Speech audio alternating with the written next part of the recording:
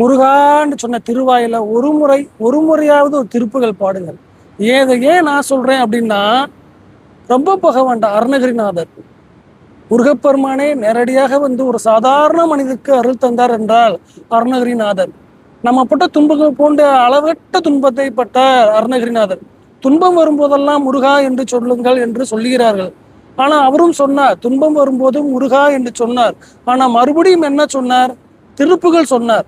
முத்தை தருவத்தை திருநகை அத்திக்கிரை சத்தி செரவன அப்படின்ட்டு. எல்லாரும் திருப்புகள் படிக்கிறவங்க, அதுவும் முதல் திருப்புகள் படிக்கிறவங்க எல்லாம் சொல்ற ஒரு விஷயம், அருணகிரிநாதருக்கு முருகப்பெருமான் காட்சி கொடுத்தார் அப்படின்ட்டு. காட்சி கொடுத்தார். ஆனால் முதலாக வந்தது யார் தெரியுமா? அந்த முத்து போன அழகான பல்வரிசை கொண்டு வந்தது திருவண்ணாமலை குடிகொண்டிருக்கும் அந்த உமையாள். பின்பு வந்தது முருகப்பெருமானின் மனைவியான தெய்வானை. இதை ஏன் நான் சொல்கிறேன் என்றால், அருணகிரிநாத சுவாமிகள் பெண்மோகம் கொண்டவர், ஆனால் பெண் பாசம் இல்லாதவர். அதனால் முருகப்பெருமான் அடியார்கள் இச்சையில் எவை உற்றவே என்பதை போன்று அருணகிரிநாதருக்கு தாய் பாசத்தையும் தந்தை பாசத்தையும் தர வேண்டும். அதற்காக தன்னுடைய தாயான உமையம்மை தான் முதலாக அருணகிரிநாதருக்கு காட்சி தந்தார்.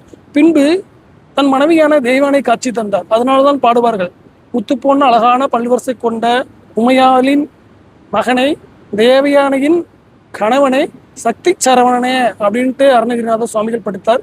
இது போன்று எண்ணற்ற வரிகள் திருப்புகளில் உள்ளது. நாம் முருகப்பெருமனை உணர வேண்டும் என்றால் திருப்புகள் படித்தால்தான் உணர முடியும்.